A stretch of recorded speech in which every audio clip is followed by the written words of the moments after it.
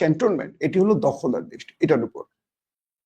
এরপর ইরান যখন বৈঠকে বসে একজন গুরুত্বপূর্ণ ব্যক্তি ভ্লাদিমির পুতিনের সাথে, তখন কিছুটা হলেও তারা আক্রমণ বন্ধ রাখে এবং বলা হচ্ছে যে ইরানের সাথে আলোচনাটা ফলপ্রসূ নাকি ফলপ্রসূ না, এটা এখন স্পষ্ট হওয়া যাচ্ছে না।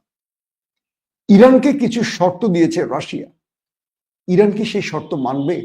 আবার বলা হচ্ছে ইরান নিয়ে যে রাশিয়া ভ্লাদিমির পুতিন তার গণমাধ্যম কর্মীদের ইন্টারভিউতে বলেছিলেন যে ইরান আমাদের কাছ থেকে আনুষ্ঠানিক কোনো সাহায্য সহযোগিতা চাইনি, কিংবা আকাশ প্রতিরক্ষা সিস্টেম ইরানকে আমরা দিতে চেয়েছিলাম, ইরান কিনতে রাজি হয়নি বা কেনেনি।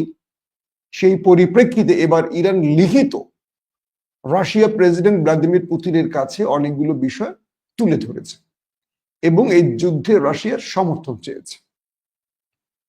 সেই ব্যাপারে ইরানকে কি কি শর্ত দিয়েছে বা ইরান সেই শর্ত মানবে কিনা, এই ব্যাপারে কিচ্ছু এখনো ক্লিয়ার না। এটা হয়তো সময়ের আলোকে আমরা জানবো। রাশিয়ার গণমাধ্যম যে খবরগুলো দিচ্ছে সেখান থেকে নোট করে আমি আপনাদের এই খবরগুলো দিচ্ছি। এখন আন্তাজে মন গড়া রাশিয়াকে ফুলিয়ে ফাঁপিয়ে বড় করার জন্য একটা বানিয়ে বলবো, সেই দিকে হাঁটতে চাই না। এটা অনেকেই করবে, অনেকেই বলবে, যারা মূলত সাংবাদিক না বা প্রফেশনাল সাংবাদিক না, তারা বলবে এই মাত্র রাশিয়া নেমে গেছে ইরানের পক্ষে, এখন এটা করবে ওটা করবে, উড়িয়ে ফেলবে। কিচ্ছু করবে না। আমি আপনাদের এর আগেও একাধিকবার বলেছি, কথাটা আবার একটু রিপিট করি। দখলদার দেশটি এমন একটি দেশ, পশ্চিমা দুনিয়া বলি, আমেরিকার কথা বলি, রাশিয়ার কথা বলি, চীনের কথা বলি, এদের সবার সাথে তাদের একটা বাণিজ্যিক রিলেশন আছে। এই পৃথিবীর বড় বড় কর্পোরেট প্রতিষ্ঠানগুলো নেপথ্যে নিয়ন্ত্রণ করে ইহুদিরা, এবং মার্কিন অলিগার বলি, রাশিয়ান অলিগার বলি বা ইউরোপীয় অলিগার বলি, এরা প্রত্যেকে নিয়ন্ত্রিত বা এরা প্রত্যেকে কম বেশি ওই জায়নিস্টদেরই অংশ। আমি রাশিয়ার সম্পর্কে যতটুকু জেনেছি বা স্টাডি করেছি বা যতটুকু গণমাধ্যম কর্মী হিসেবে আমার খবর সংগ্রহের কাজে যতটুকু আমার জানার প্রয়োজন ছিল, রাশিয়ার বড় বড় অলিগাররা ইহুদি। আর এই ব্যবসায়ীদের মাধ্যমে আপনারা জানেন যে রাষ্ট্রের প্রধানদেরকে কন্ট্রোল করা হয়।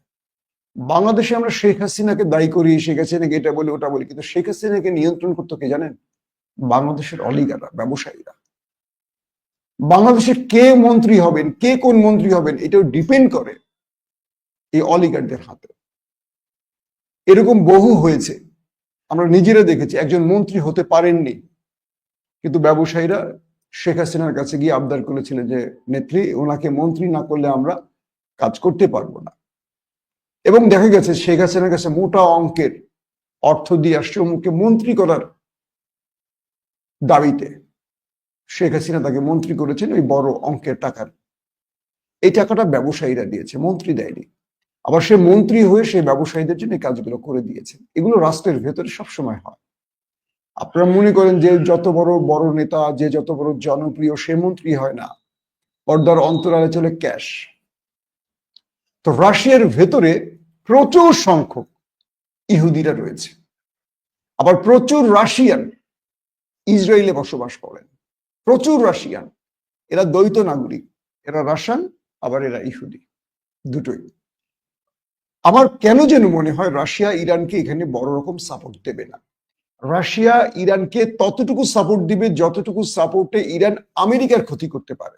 অর্থাৎ আমার যেটা মনে হয়, রাশিয়া ইরানকে বলবে তুমি যদি আমার সমর্থন চাও তাহলে আমেরিকাকে অ্যাটাক করতে হবে। তুমি মধ্যপ্রাচ্যে আমেরিকার ঘাঁটিতে অ্যাটাক করো, তুমি রেড সিতে বা তুমি লোহিত সাগরে বা তুমি হরমুজ প্রণালী বন্ধ করে এটা করো ওইটা করে আমেরিকার জাহাজে অ্যাটাক করো, যুদ্ধ জাহাজে করো, এয়ারক্রাফট ক্যারিয়ারে করো, তাদের ঘাঁটিতে আক্রমণ করো। রাশিয়া আমেরিকাকে এই শর্ত দেবে যে তুমি যদি এই শর্ত মানো, তোমাকে আমি এই সহযোগিতা করব, কিন্তু তুমি ইসরায়েলকে বেশি মারতে পারবা না। কারণ ইসরায়েলকে মারুক রাশিয়াও চায় না, আমেরিকাও চায় না। আপনারা দেখেছেন যে রাশিয়া যা সহযোগিতা করে আমেরিকার বিরুদ্ধে, সেম ইরান চীনেরও অনেক বিনিয়োগ আছে ইসরায়েলে। এই দুজনেরই মূল শত্রু আমেরিকা, নট দখলদার। তো ইরান এই মুহূর্তে আমেরিকার সাথে যুদ্ধে জড়াবে উচিত, একসাথে কয়টা ফ্রন্ট খুলবে, ইরান সেই সক্ষমতা রাখে কিনা। ধরেন যুদ্ধে আমেরিকা জিতবে না, কিন্তু আমেরিকা না জিতলো ইরানও শেষ হয়ে যাবে। ইরাকে জিততে পারেনি, আফগানে জিততে পারেনি, সিরিয়া জিততে পারেনি, ভিয়েতনামে জিততে পারেনি আমেরিকা, ইরানের সাথে প্রশ্নই আসে না। কিন্তু জয় পরাজয়ের চেয়ে বড় বিষয়টি কি জানেন? ইরানকে শেষ করে ফেলবে, লক্ষ লক্ষ মানুষকে মেরে ফেলবে, এই মানুষগুলোর জীবন বিনামূল্যে চলে যেতে পারে না, তাই তো?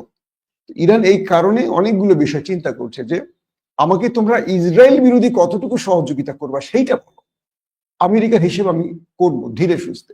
আর তারা বলবে না না, তুমি ইসরায়েলকে কম মারো, প্রয়োজনে তুমি আমেরিকাকে বেশি মারো, এখানে গিয়ে আটকাবে। এটা হচ্ছে আমার ধারণা।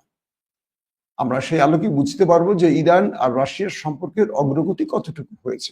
নাম্বার 2, আজকে দখলদাররা হঠাৎ করে